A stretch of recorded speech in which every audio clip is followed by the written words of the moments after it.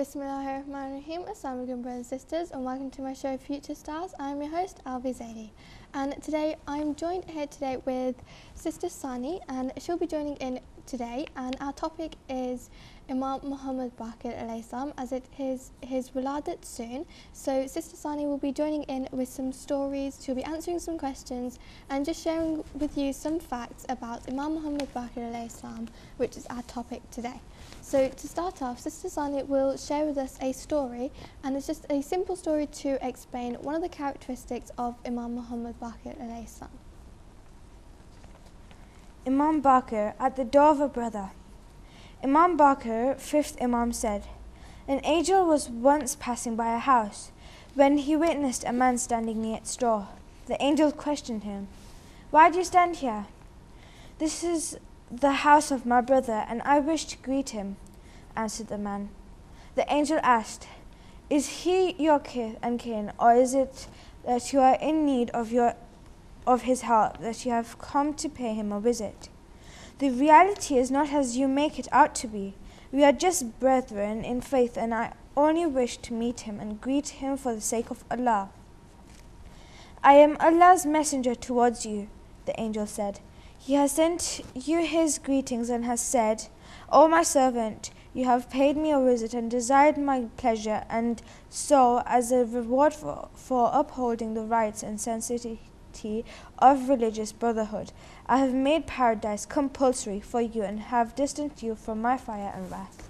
MashaAllah, thank you very much, and thank you very much for sharing that story with us. So just a simple story to explain about the characteristics and also a simple event that occurred during the life of Imam Muhammad Baqir alayhi salam. Now, Imam Muhammad Baqir alayhi salam is our fifth Imam, and he is the perfect example of behaviour and moral aspects. So this story that I have here will just explain that a bit more. So like his ancestors, Imam Baqir alayhi salam, our fifth Imam, is a perfect example in terms of behaviour. In his behaviour towards people, he was so humble that he would forgive and forget people's wrongdoings as much as possible. This manner of the Imam would deeply penetrate within people's hearts. The following narration clearly indicates this magnificent virtue. A man who intended to make fun of Imam Baqir changed the word Baqir, which means splitter of knowledge, to Baqir, the cow, and addressed Imam Baqir alayhi salam insultingly. Without showing any signs of sadness or anger, Imam Baqir alayhi salam simply replied, "No, I am not Baqir, I am Baqir." The man continued, You are the son of a woman who was a cook." Imam Baqir alayhi salam replied, "That was her career, that is not shameful." The man replied, "Your mother was impudent and rude." Imam Baqir alayhi salam said, "If such matters you accuse my mother are true, I ask Allah to forgive her sins, and if they are false, I ask Allah to forgive you for your accusations and lies." The patience of Imam Baqir was enough for this man to be revolutionized and attracted towards Islam. He later became a Muslim. So that was just a simple story explaining about one of the characteristics of Imam Muhammad Baqir alayhi salam, and it also explained an event and also explained about something that he did to a person and converted him towards Islam. So now we're going to move on to a few questions, and these few questions will just give you a couple of facts about Imam Muhammad Baqir alayhi salam, and Sister Sani will be answering them for us. So first of all, I'd like to ask Sister Sani, when was Imam Muhammad Baqir alayhi salam born? He was born on the 1st of Rajab 57 AH. MashaAllah, thank you very much. And which Imam was he? He was our fifth Imam. MashaAllah. And who was his father? His father was Imam Zain al-Abidin. MashaAllah, thank you very much. So those are just a couple of questions to give you a few facts about Imam Muhammad Baqir alayhi salam. And now we're going to move on to a story by Sister Sani, and this is just a quick story to explain one of the teachings that Imam Muhammad Baqir alayhi salam often taught to his companions. Rated PG-13 movies. Two teenagers asked their family if they could go to the cinema to watch a movie that all their friends had seen. After reading some reviews about the movie on the internet, he denied their request. "Oh, Dad, why not?" they complained. "It's rated PG-13 and we're both older than 13. Dad replied, "Because that movie portrays immorality as being normal and acceptable behavior." "But Dad, those are just very small parts of the movie. That's what our friends who've seen it have told us. The movie is 2 hours long and those scenes are just few minutes of the total film. It's based on a true story and good triumphs over evil. And there are other redeeming themes like courage and self-sacrifice. Even the movie review websites say that."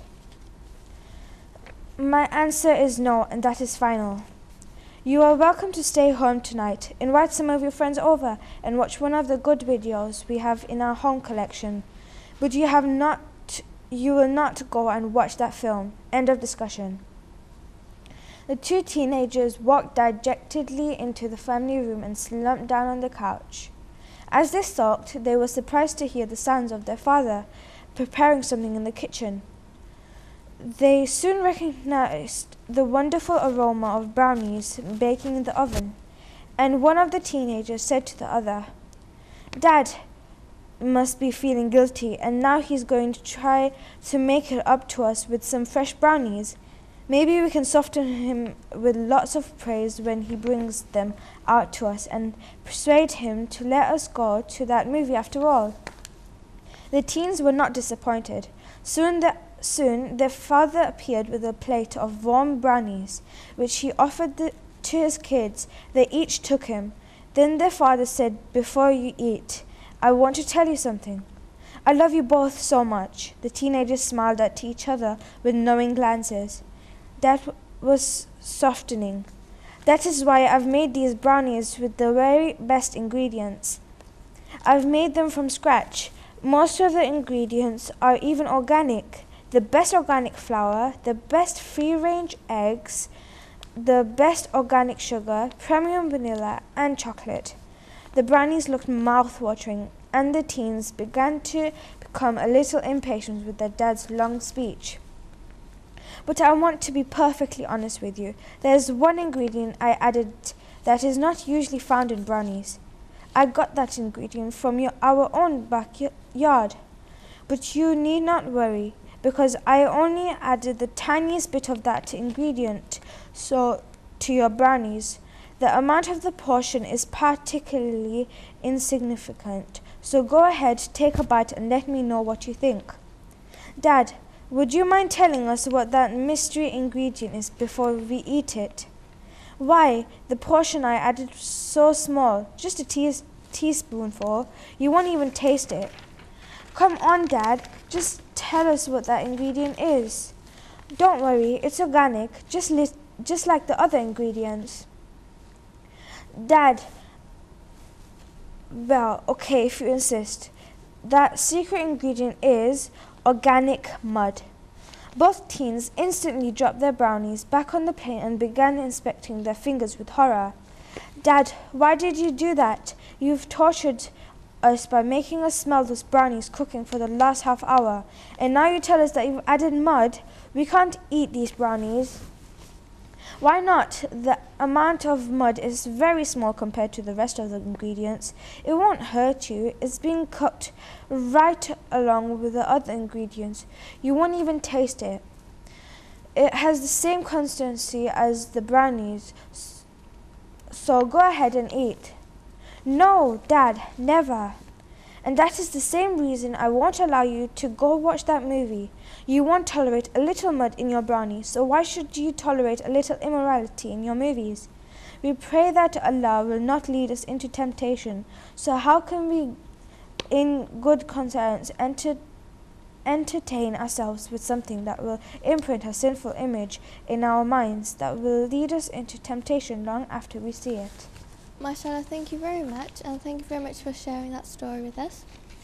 So that was just a story to explain an up-to-date example of small sins and large sins. So the children in that story wanted to watch the movie even though there was a sign of immorality, but even though it was small, the dad still refused. And that coincides with a teaching from Imam Muhammad Baqir alayhi salam, and the story that he told his companions is what I have here.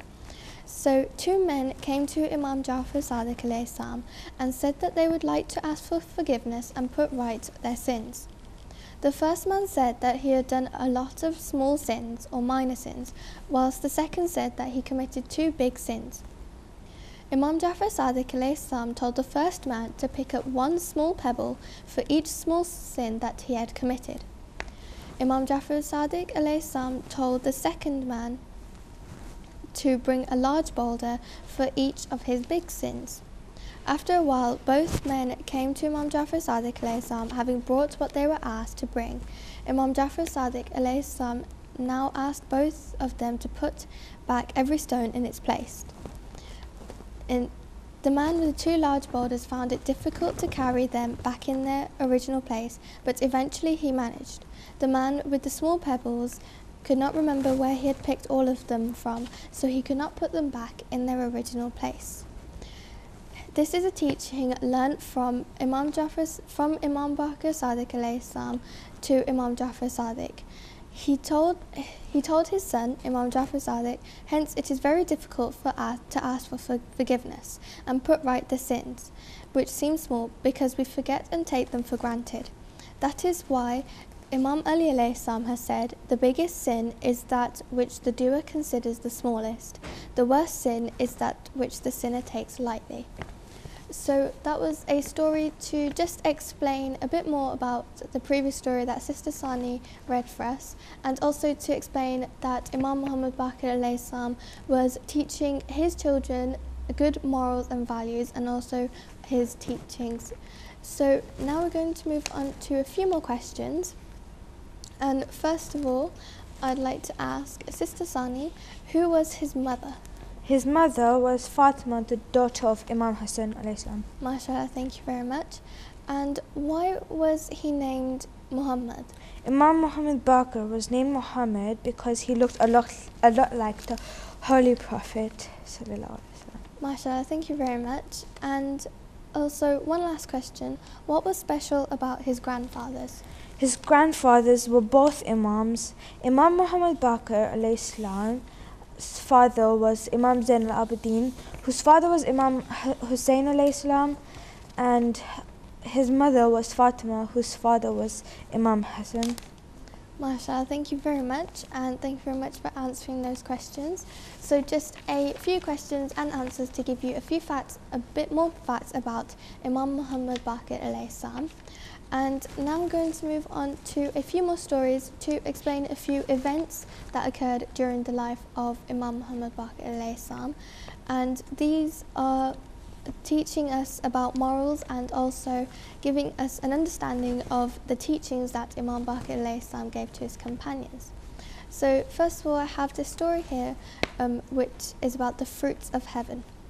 Once a man asked our 5th Imam how could possibly be true what the Imam had said about the fruits of heaven not reducing when they were eaten. Imam Baqir alayhi salam told him not only was it true, but he could give him an example of something being used and not reducing, which was present in this world. Imam Baqir alayhi salam then continued that when a candle is used to light other candles, even as many as hundreds of thousands other candles, the light of the original candle will not get any less. The moral is, just because you do not understand something in Islam, it does not mean it is wrong. Allah gave us Islam and our knowledge cannot compare with his. So just a short story to explain about the teachings of Imam Muhammad Baqir alayhi salam. And now we're going to move on to another story that Sister Sani has for us, and this is to tell you about an event that occurred during his life. Imam's brief sayings. Number 1, to lie is from the desolation and depravity of faith. 2, the faithful does not become coward, greedy and miser. 3, God is friend of modest, tolerant and forbearing person. 4, the scholar whose existence is fruitful and useful, his worth is more than 70,000 silly witless worshippers. 5, God does not like the slanderous. 6. Envying and being jealous of each other. Keep away from selfishness. Do not adopt cruelty. Be vigilant and watchful about your prayers. Be the friend of oppressed ones. 7. Whoever tries to perform the errands and work of the Muslims and eases their difficulties is like the Muslim martyr who might have martyred in the battle of Badr and Uhud. MashaAllah, thank you very much, and thank you very much for sharing those couple of sayings with us. So just a few sayings about that Imam Muhammad Baqir alayhi salam had given to his companions. And I got one last story here, and this is just to explain about kindness towards your brother in faith. So one of Imam Baqir alayhi salam's companions narrates, I used to accompany Imam Baqir in journeys. During the journeys, I would always climb my mount first, and Imam Baqir alayhi salam would climb his mount after I was seated. This act of Imam Baqir alayhi salam was out of respect. Whenever our mounts were next to each other, he would converse with me and ask me about my health in such a way that he seemed as if he had just seen an old friend he had not seen for a long time, even though he had just seen me a few moments ago. I asked him, O son of the Holy Prophet Muhammad, peace be upon him, you act completely different from all others when you socialize with others. Your kindness towards your companions and friends is quite different. Truly, it would be appreciable if others did the same in their first contact with each other. Imam Baqir alayhi salam replied, Do you not know the value of shaking hands kindly with friends and believers? Every time believers shake hands kindly with friends and believers and squeeze the hand of a friend, their sins are forgiven, similar to how the leaves of a tree fall, and they are under Allah's grace until they separate. In addition, many other sayings by Imam Baqir alayhi salam have been recorded about kindness towards friends and brothers in faith. A prayer is more likely to be answered and more quickly to be granted is a prayer for a brother in faith in absence. Imam Baqir alayhi salam also said that a pious believer is the brother of a pious believer. One does not insult the other, does not refuse the other, and does not falsely suspect the other. And finally, Imam Baqir alayhi salam considered one of the most important duties of a believer is helping his brother in faith. So that's just one quick story about Imam Baqir alayhi salam and his kindness towards his companions. And now we're going to move on to a couple of questions to finish off. So first of all, I'd like to ask Sister Sani, what was a very significant thing that he did during his lifetime? During his lifetime, a very significant thing that he did was that he converted many people on the path of Islam. MashaAllah, thank you very much. And Sister Sani, what can we learn from Imam Muhammad Baqir alayhi salam? We can learn many things from Imam Muhammad Baqir, such as the way we should treat others, and we can learn to understand the power of Allah. MashaAllah, thank you very much, and thank you very much for answering those questions. So just a few more facts about Imam Muhammad Baqir alayhi salam, and that concludes the information part of today's show. So thank you very much for watching, and join us after the break for a craft to do with our topic today of Imam Muhammad Baqir alayhi salam. Bismillahirrahmanirrahim. Assalamu alaikum brothers and sisters, and welcome back to Future Stars. I'm your host Alvia Zaidi, and just to reintroduce my guests, we have Sister Sani here with us today. And previously on the show we had our topic of Imam Muhammad Baqir alayhi salam, and we were just giving you some information and some facts about him. So now it's the craft segment, and we will be teaching you how to make these origami apples, as they just reflect the story that we read earlier about the fruits in heaven. So Sister Sani will be joining in with today's craft, so let's get started. Firstly, what you need to do is have a square piece of paper, and we've chosen red as we're going to be making red apples, but of course you can choose any colour that you like, and it has to be a square piece of paper, but it could be any size square, and as it's origami, we need to use a square piece of paper, so you can form these out of A4 pieces of paper easily. So the first step that you need to do is take your square piece of paper, and we have a colour on one side and then we have a blank centre, and with the blank centre facing you, you need to take one corner over to the other corner to fold it in half. So we'll just take that over, and then you need to crease that, and after you've creased that, you're just going to open that back up, and you should have a line down the centre of your page. And then what you're going to do is take one corner that you used earlier, and instead of taking it to the other side, you're just going to fold the corner at the bottom in half, and then using the line in the middle, you'll just fold it slightly over the line.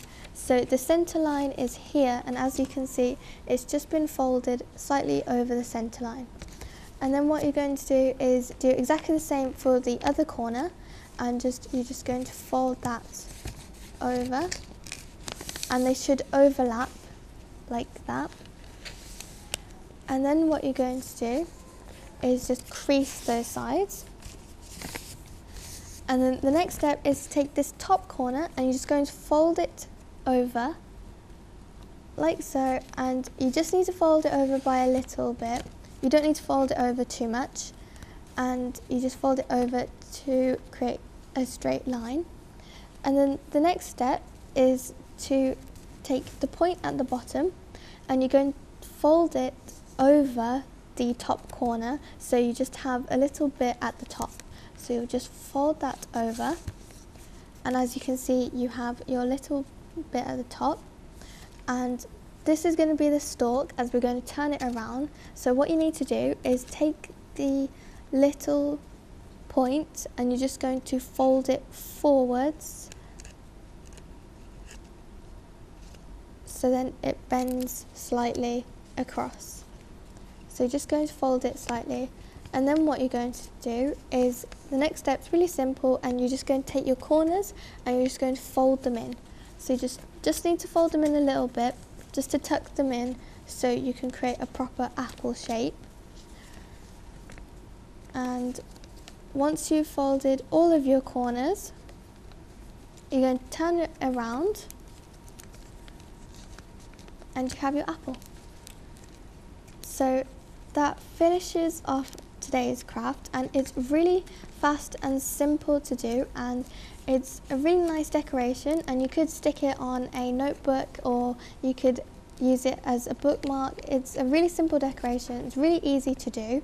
So that finishes off today's craft, and Sister Sani has done hers, so if you'd just like to show. So mashallah, that looks very well done, and mashallah, that looks really good. So thank you very much, and that finishes off with today's craft, which was coinciding with today's topic as well. So I'd just like to say thank you very much to Sister Sani, as thank you very much for coming along today and joining in with the show previously and also with today's craft. And thank you very much for watching. I hope you enjoyed today's show. I hope you learn a bit about Imam Muhammad Baqir alayhi salam, and also know how to make these simple apples. So thank you very much for watching, and that finishes today's show. So I'm your host Alvia Zaidi, and this was Future Stars. Wallah.